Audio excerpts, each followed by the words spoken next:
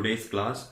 So in the last class we stopped with some numericals, right? So today we will be looking into the concept of acceleration. So we studied the rate of change of displacement as velocity, or how fast a particular body or object is moving in a particular direction. You termed it as velocity. And again, the velocity was given by the equation displacement divided by the time. And velocity again a vector quantity, and the equation, okay, and the unit of velocity meter second raised to minus 1. So today we are going to look at acceleration. So acceleration again represented by a vector. So your acceleration again it's a vector quantity. So in order to express, you need to know both magnitude as well as its direction. So coming to what is acceleration. So you know that the vehicles they do have accelerators. So if I give accelerate, or if I what I will say, if I accelerate my bike, what will happen to my bike? So you know that its velocity or its speed. Okay, the magnitude of velocity, can I call it speed? Okay, so the speed or the velocity they will increase.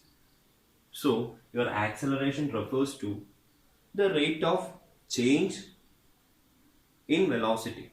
Okay, the rate at which velocity changes. So I said rate. So that means change in velocity divided by your time. So acceleration A or A vector is equal to change in velocity divided by the time. So your acceleration, it is defined as the rate of change of velocity. Again, change in velocity. So initially your bike, okay, or your car, okay, it is at rest. So what I am going to take is the initial velocity as 0. So my initial velocity is 0 because it is at rest. But now I give the accelerator. So it starts moving, and it is observed that it is now moving with a speed of, let's say, I'm just taking 40 meter per second. Okay, just a value 40 meter per second. Now I can call this as my final velocity. Okay, I'm not going to observe it anymore. So 0 initially, and finally it is having a speed or velocity 40 meter per second. So I am taking it as v. So final velocity I am representing it as v. So final, and u is my initial velocity. So now I can write change in velocity. So that will be v minus u divided by t, the final velocity minus the initial velocity divided by the time. So can you now say me what is the unit of acceleration? So velocity unit, you know, it is equal to meter second raised to minus 1. So I know that velocity, let's take it as 40 minus, or 40 meter second raised to minus 1 minus 0 meter second raised to minus 1 divided by time. Okay, for example, in order to get the unit. So again this is velocity, this is velocity. So velocity minus velocity, or change in velocity, again you will get a velocity value whose unit will be again meter second raised to minus 1. Again the unit of time, again second. So finally you will get the unit as meter second raised to minus 2, or meter per second square. So that is the unit of your acceleration. So again acceleration is equal to change in velocity divided by time, its unit meter second raised to minus 2. We got the equation for acceleration as v minus u divided by t. Now I can rewrite this equation as a into t. So I am multiplying t with a, so at it is equal to v minus u, or I can write it as v is equal to u plus at. So I brought this u to the left side, and finally I rewrite the equation as v is equal to u plus at. So this is going to be one of your equation of motion. Okay, equation of motion, which we will study in the next unit. Again from here, or again using this particular equation, Okay, so A is equal to V minus U divided by T. Now, if you want to, okay, as the very first example which I considered, okay, car was initially at rest, then it started moving and it acquired a velocity of 40 meter per second. Okay, so this happened in 10 seconds. So that means my initial velocity is 0, initially at rest, but it got a speed of 40 meter per second in 10 seconds. So this is my final velocity. So I am taking it as V and this as U. Now if I put the value here, I will get it as 40 minus 0 divided by 10, which is equal to 4 meter second raised to minus 2. Okay, so I am getting a value which is positive. So your acceleration is positive. So when I said acceleration is positive, that means your velocity is increasing. Okay. Now if I take a different case where, okay, I am going through my car which was moving with a velocity of 40 meter per second. After some time, again after 10 seconds, I brought the car to rest. That means I stopped the car. That means its velocity is going to be 0 now. So now your initial velocity is 40 and your final velocity will be 0. So now again substituting in my equation, A is equal to, so V is here 0, final velocity, okay, minus initial velocity is 40, 0 minus 40 divided by 10. So I'm going to get A as equal to minus 4 meter second raised to minus 2. So now if you compare this, okay, one a case of positive acceleration and the second one a case of negative acceleration. So when I can say that when acceleration is positive, my velocity has increased, and when my acceleration is negative, I can say that the velocity is getting decreased. Is equal to plus 4 meter second raised to minus 2 and A is equal to minus 4 meter second raised to minus 2. So I call it as positive acceleration and I call this as my negative acceleration. Again, negative acceleration is again called, negative acceleration is also called retardation or retarding or deceleration. So if you see the term retardation and deceleration, it is nothing but it means it is getting negatively accelerated. That means the velocity is getting decreased. Again, if you are writing retardation, okay, here I wrote A is equal to minus 4 meter second raised to minus 2. I can also write retardation as equal to 4 meter second raised to minus 2. So when I write deceleration or retardation, it already meant that it is getting negatively accelerated. Okay, so there is no need to write that negative again. But if you are writing A, then it should be given the positive or negative. Because if you want to understand which is positive acceleration and which is negative acceleration, again this negative is necessary. Okay, fine. And again the direction. Again I told you acceleration is a vector quantity. So its acceleration, it is dependent upon the direction of change of your velocity. Okay, the change in velocity, in which direction it is happening. Okay, so it will be in the acceleration, it will be in the same direction. Just like your uniform velocity and variable velocity or non-uniform velocity, here your acceleration can be also uniform and non-uniform. So your acceleration is said to be, okay, uniform when equal change in velocity happens in equal intervals of time. Okay, so equal change in velocity. So the equation was change in velocity divided by time. So if equal changes happen to velocity in equal interval of time, then you can say that it is uniformly accelerating. And the example given is a freely falling body. So again, of course, naturally you will be having the doubt how a freely falling body. So for the time being, just have this example. So I will explain how it is going to happen in the next video when I explain more about acceleration due to gravity. Okay, and your non-uniform acceleration. Again, if it is equal change in velocity, it will be okay. Change in velocity is not the same in equal interval of time. So again, just like your variable velocity, so they are also unequal distances in equal interval of time in a particular direction. So here, change in velocity, unequal changes in velocity is happening, or change in velocity is not the same. Again, the example, motion of a car through a busy street. The same example I think we have used for again non-uniform or a variable velocity. Two numericals from acceleration part. So the first question, the velocity of an object increases at a constant rate from 20 meter second raised to minus 1 to 50 meter second raised to minus 1 in 10 seconds. So you are asked to find the acceleration. So again, directly from the question you can say that your acceleration is positive, right? Because the velocity is, it is already said, increases from 20 to 50.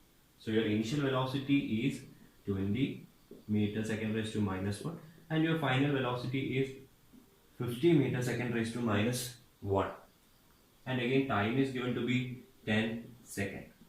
So acceleration equation, change in velocity divided by time. So change in velocity final is 50 minus 20 divided by 10, which is equal to 30 divided by 10, which is equal to 3 meter second raised to minus 2.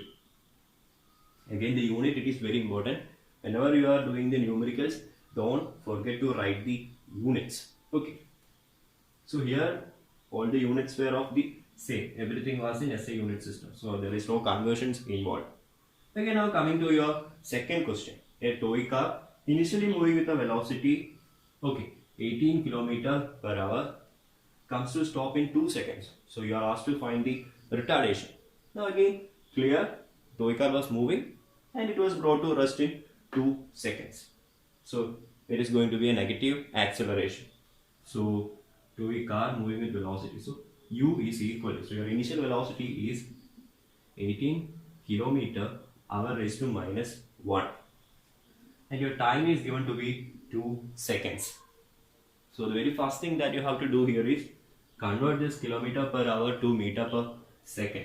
So here already time is given in second and we need the answer. Okay, in the question it is not specified. In the question given here it is not specified. So after your ICSE board, you need to have the answer in SI unit system.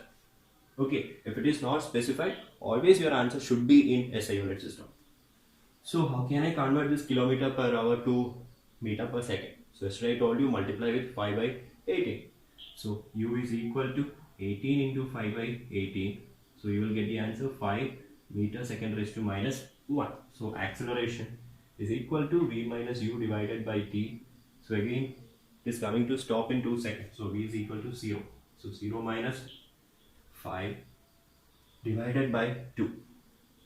So I will be getting the answer a is equal to minus 2.5. So 5 by 2 is 2.5 but a negative. So a is equal to minus 2.5 meter second raised to minus 2. So acceleration unit meter second raised to minus 2. Or I can write retardation is equal to 2.5 meter second raised to minus 2. Note here that I haven't used a negative sign here, but I made use of this negative here, right? When I wrote it as acceleration, because I want to explain or I want to convey that it is negatively accelerated.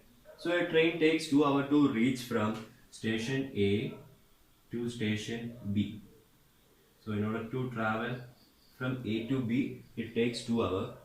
So which is at a distance of 200 kilometers. So the distance between A and B is 200 kilometers. Again, it is said that this train, it took 3 hours for the return journey.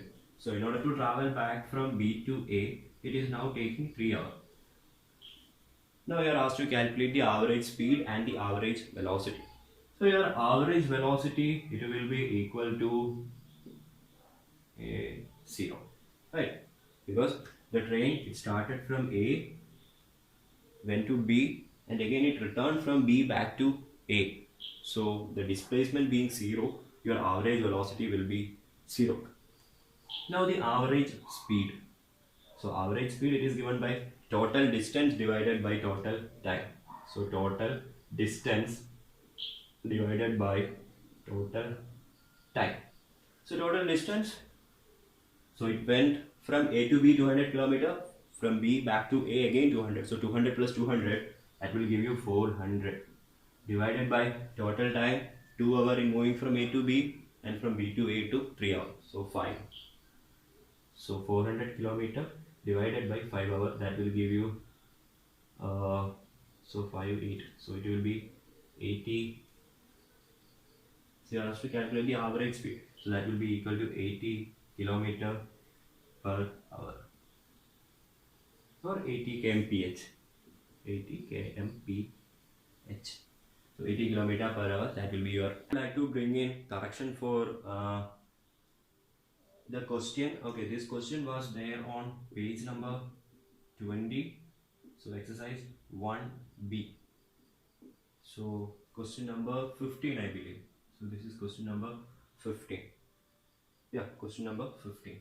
So how the least count of screw gauge be decreased? So the answer is first one. So you know least count, it is equal to pitch divided by number of division on the circular scale.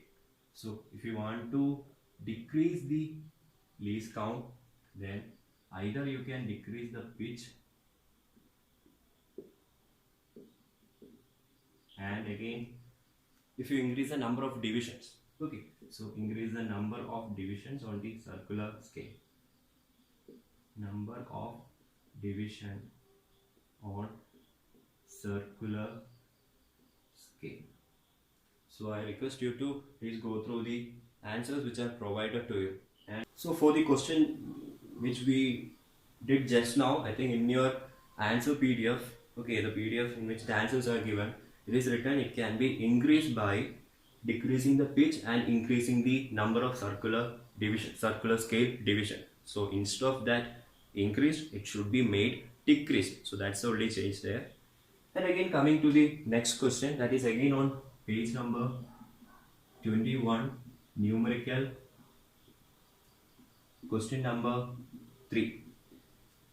Okay, so again there you are asked to find the least count. Question is, a microscope is provided with a main scale graduated with 20 division in 1 centimeter and a vernier scale with 50 division. So again it is said, okay, main scale graduated with 20 division in 1 centimeter. So you are asked to find the least count. So you need to find the least count. So again, least count, it is given by the equation. So in the case, magnitude of 1 main scale division. So I am taking it as MSD, magnitude of 1 main scale division, divided by the number of divisions on vernier scale. Okay, so the magnitude of 1 MSD, it is said that it is graduated with 20 division in 1 centimeter. So 1 centimeter, so it contains a total number of 20 division. So if you want to know what is the magnitude of just 1 division, okay, so 20 division, it is equal to 1 centimeter. So 1 division, it will be equal to 1 by 20, which is equal to 0.05. Okay, again it was in centimeter. So 0.05 centimeter. So now I can substitute in my equation. So least count is equal to magnitude of 1 MSD 0.05 divided by number of division on vernier, it is given. Okay, vernier scale with 50 division. So 50. So I will be getting the answer 0.001 centimeter. So that will be my least count in the case of this particular microscope. PDF which has been provided to you, it was taken, I believe it was taken as 25 instead of 50. So again that was the reason for a correction right